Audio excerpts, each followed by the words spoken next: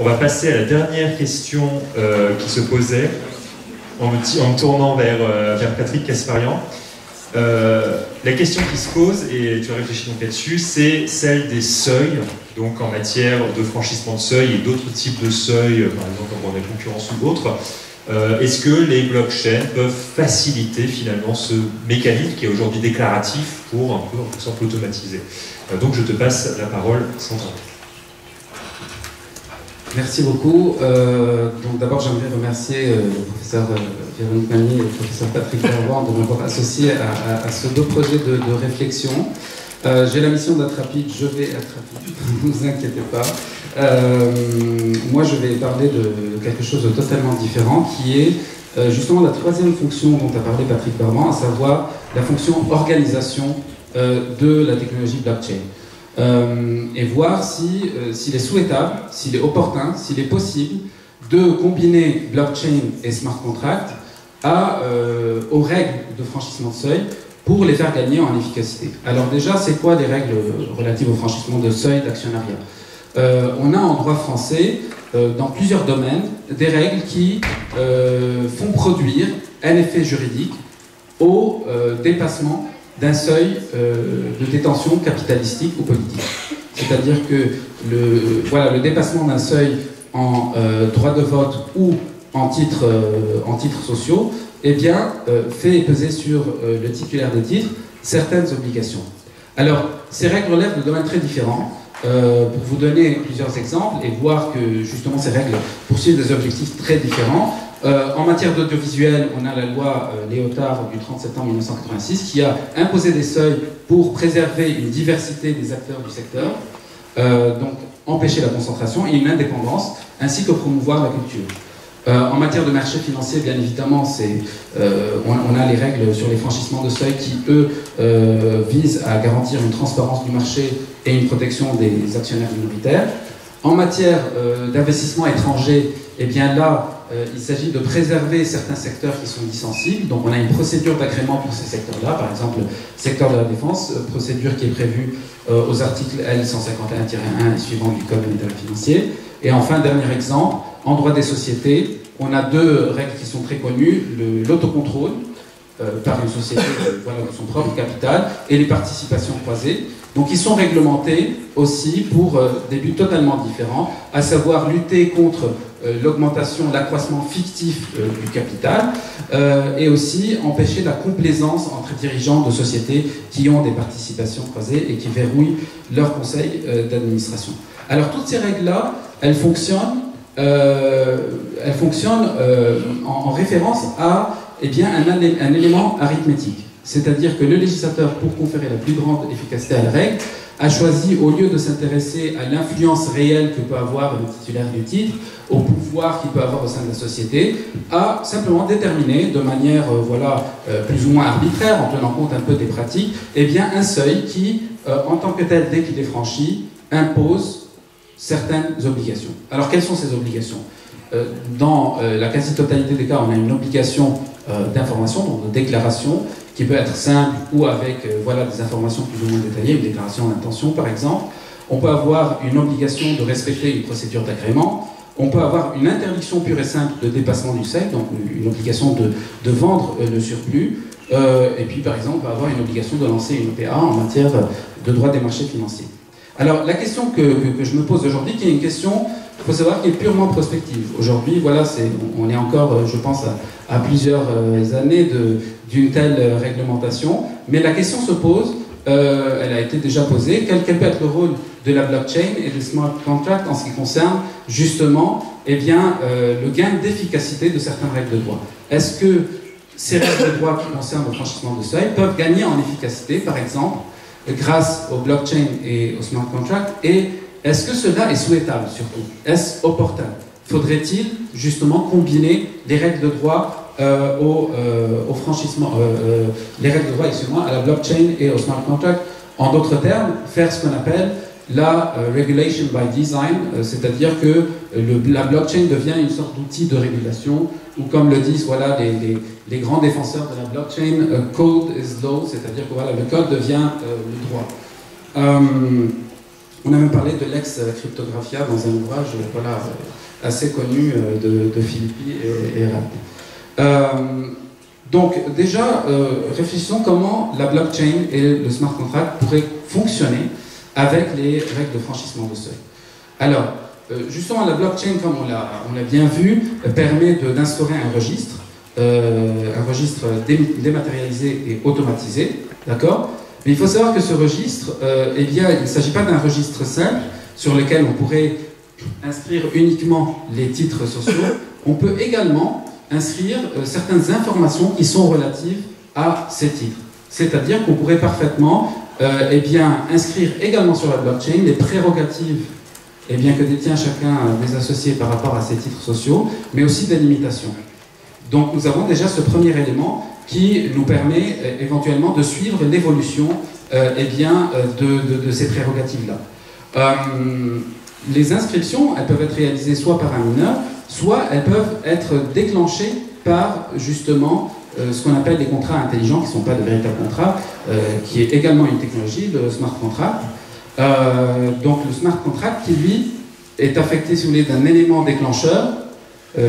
C'est le mot if qui a été utilisé. Donc si tel élément déclencheur eh bien, a lieu, then, c'est-à-dire alors, eh bien, tel effet est produit. Donc, en faisant application de ces deux technologies eh bien, au franchissement de seuil, bien sûr, à supposer que que la blockchain permette d'enregistrer des titres cotés, on pourrait très bien imaginer que l'élément déclencheur, le if, soit le franchissement du seuil fixé par la loi, et que le then, qui est exécuté automatiquement par le smart contract, soit, eh bien, soit une notification, ainsi qu'une sanction. Donc il faut réfléchir à cette possibilité. Est-ce possible et quels sont les problèmes qui peuvent se poser? D'abord au niveau de l'élément déclencheur du if, du smart contract. Alors d'abord, il faut savoir qu'aujourd'hui, les smart contracts, apparemment, ne peuvent réaliser que certaines opérations assez simples. C'est-à-dire que, lorsqu'on va parler de franchissement de seuil, il faut savoir aujourd'hui que ça peut paraître simple, mais parfois c'est beaucoup plus complexe. Notamment, par exemple, en matière boursière, on peut avoir parfaitement un franchissement de seuil par un concert d'actionnaires voilà, qui ont mis en place un pacte d'actionnaires qui leur permet, enfin, qui fait qu'ils vont, de concert, eh bien, franchir un seuil déterminé. Également, la loi parfois va retrancher certains titres du décompte qui va être effectué pour savoir s'il y a le franchissement d'un seuil ou pas. Or, actuellement, le smart contract ne pourra intégrer, il semble en l'état actuel de la technologie, qu'il ne peut intégrer que certaines opérations simples, c'est-à-dire, voilà, un détenteur de titre a franchi tel seuil sans tenir compte d'aucun autre élément, et bien cela déclenche ou cela ne déclenche pas. Donc on a déjà cette insuffisance-là. Certains évoquent la possibilité de combiner le smart contract avec l'intelligence artificielle. Pourquoi pas? Mais cela sera toujours insuffisant.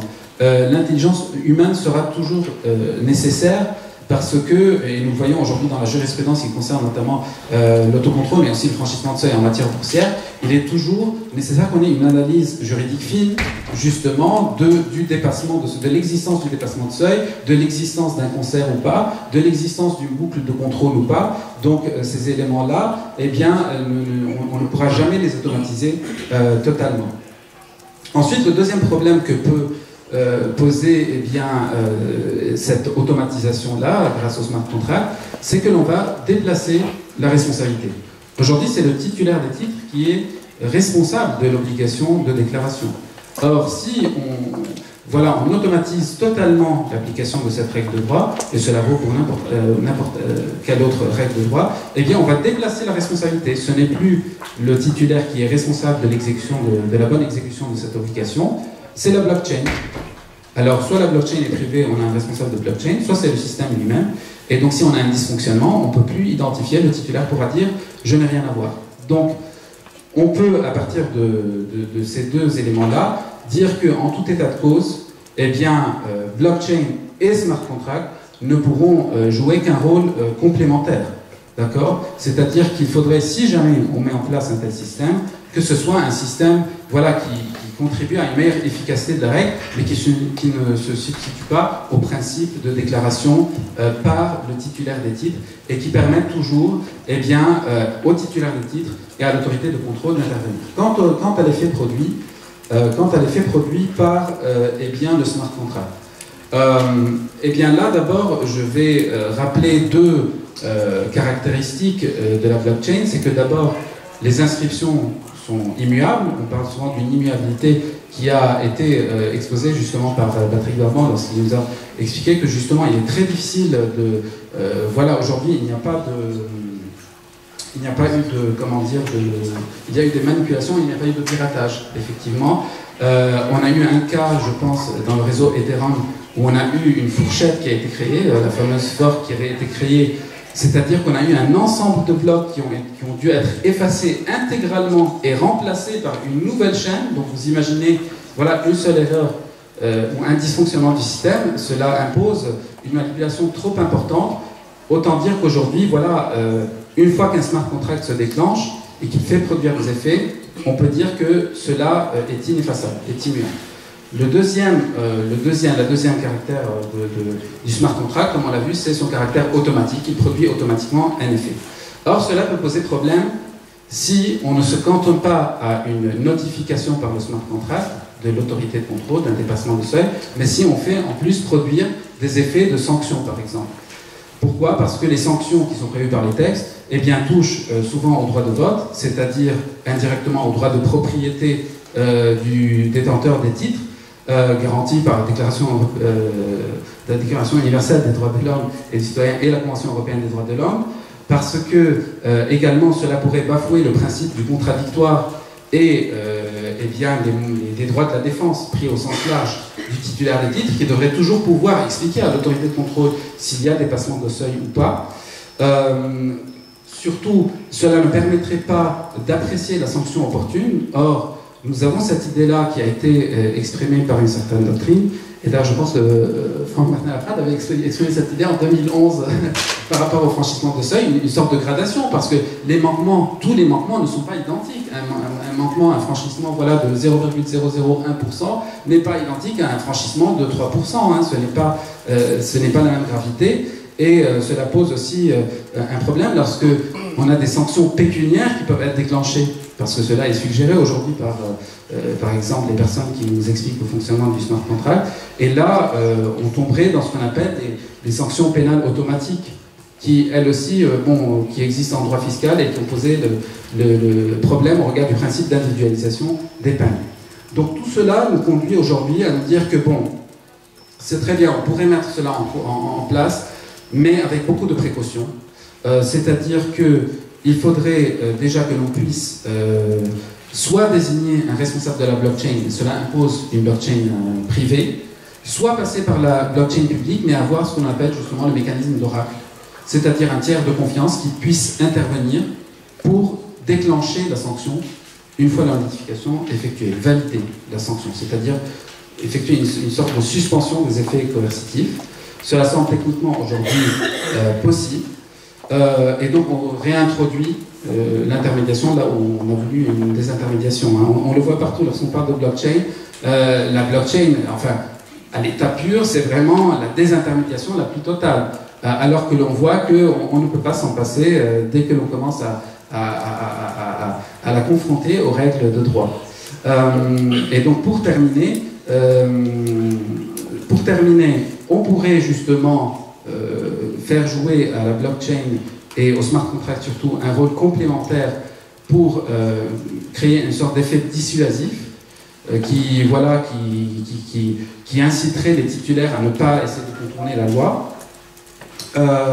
Mais il faudrait voir si justement cet effet dissuasif recherché justifierait des coûts techniques, organisationnels, financiers et environnementaux qui sont occasionnés par la blockchain et par le smart contract, et si on a un réel intérêt à justement combiner ces deux technologies pour le respect de certaines règles. Voilà, je vous remercie.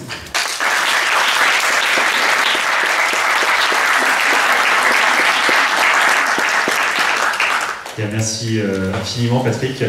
C'est vrai que, enfin, tu le soulignes dans ce cas présent, mais c'est une question très générale en matière de contractualisation sur blockchain. Il y a deux obstacles, hein, c'est-à-dire le tiers, le juge doit intervenir, parce que le juge ne va pas être exclu simplement parce qu'on a recours à la blockchain, et tout ce qu'on appelle les standards juridiques, c'est-à-dire toutes les notions qui imposent finalement de se poser, de voir la situation in concreto, comme la bonne foi par exemple, l'intérêt du marché sur le droit financier. Ça aujourd'hui, les smart contracts sont incapables évidemment de l'analyser. On a quasiment terminé, donc on a vu l'essentiel. Alors peut-être juste un petit mot de conclusion, donc je me tourne un peu vers tous les intervenants. Bon, quel est votre point de vue général par rapport à ces avancées qui ont déjà été critiquées? Est-ce qu'il y aurait des choses à faire évoluer pour le législateur? Peut-être intervenir. Oui, alors, je pense qu'il faut se tourner vers l'avenir, et surtout, il se dégage une chose de tout ce que nous avons vu, c'est que pour l'instant, en tout cas s'agissant des titres financiers, on s'adresse plutôt à un public qui est dans l'ombre. C'est-à-dire que la blockchain, elle pourrait déployer tous ses atouts, surtout pour les titres cotés, les titres admis aux opérations du dépositaire central, qui ne sont pas tous cotés, mais pour les titres cotés. Et pour l'instant, on a des textes pour les titres non cotés, pour faire très simple. Et donc, comment ça pourrait-il fonctionner pour les titres cotés? Je pense que ils sont en train de travailler techniquement. Je crois que c'est le projet Liquid Chair. Et puis Singapour aussi, ils sont en train de travailler sur un projet. Pour l'instant, on a des obstacles. On a des obstacles qui tiennent à la réglementation, et puis on a des obstacles concrets. Les obstacles qui tiennent à la réglementation, alors petit rappel, quand on a des titres cotés, les titres vont être admis aux opérations d'un dépositaire central. Donc vous allez avoir un système qui est pyramidal, avec une personne qui est en haut, qui va tenir des comptes ouverts au nom d'intermédiaires, et ensuite les intermédiaires qui vont tenir des comptes, normalement, de l'investisseur, de l'actionnaire. Donc c'est une sorte de double intermédiation. Il y a un dépositaire central, plus un intermédiaire entre l'émetteur et l'investisseur. Vous avez la réglementation européenne, vous avez un règlement sur les dépositaires centraux de titres de 2014 qui vous dit clairement que pour les titres cotés, il faut que le titre soit inscrit en compte auprès d'un dépositaire central. Vous avez deux contraintes, inscrit en compte et un dépositaire central. Inscrit en compte, on peut se dire que ça pose problème, puisqu'une inscription dans une blockchain, c'est pas une inscription en compte. Qu'à cela ne tienne, l'ESMA nous dit en janvier 2019, oui, mais il faut entendre très largement une inscription en compte, et elle nous dit, finalement, le législateur pourrait dire qu'une inscription qui n'est pas en compte est une inscription en compte. Très bien. Donc, ce n'est plus un obstacle.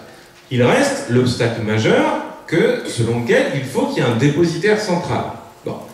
Donc, il faut que les titres cotés soient inscrits, voilà, on les rend compte, inscrits auprès d'un dépositaire central qui va être agréé. Bon.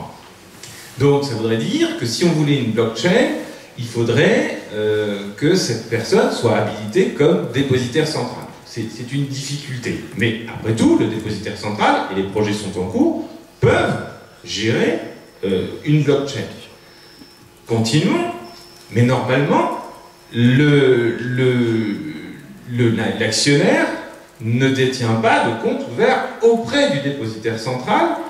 Il doit détenir un compte ouvert auprès d'un intermédiaire qui lui-même dispose d'un compte ouvert auprès du dépositaire central. Donc là, on a une difficulté, c'est que la logique de la blockchain, c'est de supprimer les intermédiaires. Et donc si on avait une blockchain, a priori pour des titres cotés, ce serait le dépositaire central, et on aurait une relation directe entre le dépositaire central et l'investisseur. Cela n'est pas impossible, y compris éventuellement avec le dépositaire central de titres, puisqu'on peut déjà avoir ce qu'on appelle une ségrégation individuelle auprès du dépositaire central, c'est-à-dire que au niveau du dépositaire central, l'intermédiaire peut détailler et préciser que tel titre appartient à telle personne. Mais il reste l'obstacle le plus important, et j'en terminerai par là, c'est que normalement, vous avez le dépositaire central va s'occuper du règlement livraison, et pour faire simple, c'est un jeu de boîte aux lettres, et on doit déposer en même temps l'argent dans la boîte aux lettres du vendeur et les titres dans la boîte aux lettres de l'acquéreur. Et pour le moment, on mouvemente les comptes titres, et en même temps, on va mouvementer des comptes espèces. Et le principe, c'est que normalement, on doit avoir un règlement de livraison qui va se faire en monnaie banque centrale. C'est-à-dire qu'on doit donner pas de la monnaie inscrite dans un compte ouvert auprès de la BNP, c'est de la monnaie commerciale, mais c'est en banque centrale. Dans la mesure du possible, et en France, normalement c'est obligatoire. Donc là, on voit une difficulté, c'est que pour que ça marche, il faudrait, pour être cohérent, il faudrait deux blockchains. Il faudrait une blockchain titre, et il faudrait en même temps pouvoir mouvementer une blockchain monnaie. Et c'est pour ça que les banques centrales sont en train de réfléchir plutôt que de mettre en œuvre, de réfléchir à une monnaie blockchain, monnaie centrale blockchain. Mais vous voyez que ça pourrait nous conduire à un bouleversement pour le coup, parce que si on commence à avoir une monnaie émise par la Banque Centrale Européenne en blockchain, ça voudrait dire que peut-être demain, moi, personne privée, je pourrais détenir de la monnaie directement émise par la Banque Centrale. Alors que jusqu'à présent, je détiens de l'argent dans un compte qui est tenu par une banque commerciale. Donc on a encore beaucoup d'étapes, mais cela n'est pas impossible, mais il faudra changer, les textes et tout l'environnement, toute la manière de fonctionner des marchés financiers. Donc on a encore 10 bonnes années, je pense, pour réfléchir. Écoute, merci Vincent pour ces perspectives prospectives extrêmement intéressantes. Et c'est vrai, on voit le droit financier, on voit vraiment qu'il faudrait repartir presque de zéro, quasiment. On aurait les techniques, mais il faudrait les adapter substantiellement, parce que vous avez justement ce rôle des intermédiaires. Et à la base, c'est vrai que moi j'ai beaucoup réfléchi à ça sur les marchés réglementés. Et on n'a pas forcément envie que l'intermédiaire soit en contact direct avec ces infrastructures qui sont, dans un sens, extrêmement importantes et extrêmement fragiles. Si aujourd'hui vous investissez sur un marché réglementé, en fait, vous n'approchez même pas le marché réglementé. Vous passez par une chaîne d'intermédiaires qui vont vérifier que tout est conforme pour aller placer l'ordre sur le système. Et donc ça bouleverserait aussi les rapports. La sécurité juridique financière serait impactée. Quelqu'un d'autre veut intervenir? Oui. Non mais compte tenu de ce que tu viens de dire, je comprends vraiment pas pourquoi est-ce que les banques s'obstinent à mettre des bâtons dans les roues pour la conversion directe en fiat et tout. Effectivement, elles savent à quoi après? Parce que si j'ai accès à la banque centrale directement, et puis pour que ça fonctionne, il faudrait que je puisse convertir en blockchain mon euro contre du dollar. Donc, finalement, et à quand, je ne sais pas si vous avez suivi, mais ce que proposait d'émettre Facebook, c'était assez visionnaire. C'était un panier de monnaie, en fait. En disant, voilà, on va avoir une monnaie, une crypto-monnaie, qui va être assise sur le yen, le RMB, le dollar et l'euro. Et donc, demain, vous payez en Facebook, pas en Libra, indépendamment des taux de change, des barrières.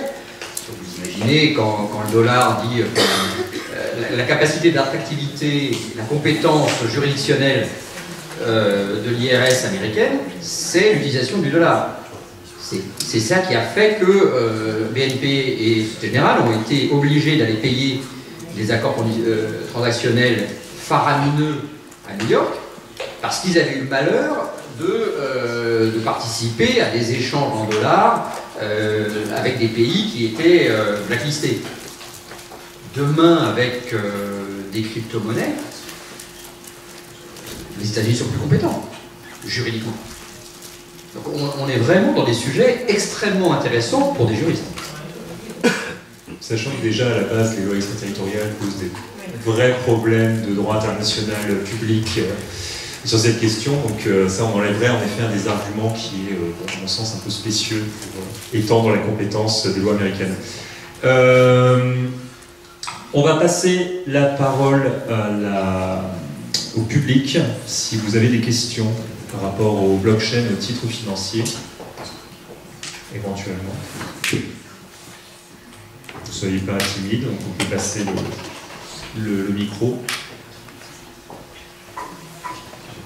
Pour des questions, ça veut dire intervenir sur ce qu'on a dit, ou alors poser encore des questions pour avoir des précisions sur des points, des notions ou autres. C'est clair pour tout le monde? Bon. C'est sûr? Très bien. Bah écoutez, on va faire une pause.